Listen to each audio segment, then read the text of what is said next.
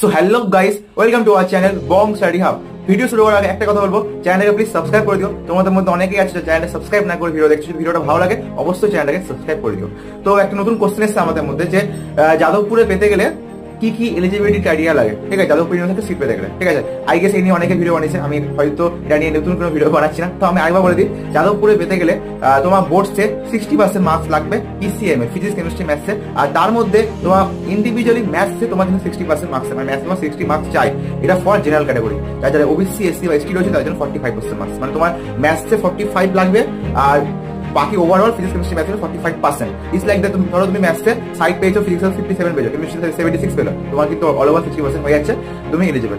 আর যাদবপুর পেতে কি করতে হবে অ্যান্ড অল তোমাদের জন্য আমরা এনেছি 150 ডেজ চ্যালেঞ্জ। তোমরা পারলে সেটা দেখতে পারো। 150 ডেজ চ্যালেঞ্জে আমরা তোমাদের পার্সোনালি 1-to-1 গাইড করছি, কিভাবে কি করতে সব বলে দেওয়া হয়েছে। আর সকলে ভিডিওটাকে চেক করো, মানে সব ডিটেলসে বলে দেওয়া হয়েছে। Thank you for watching.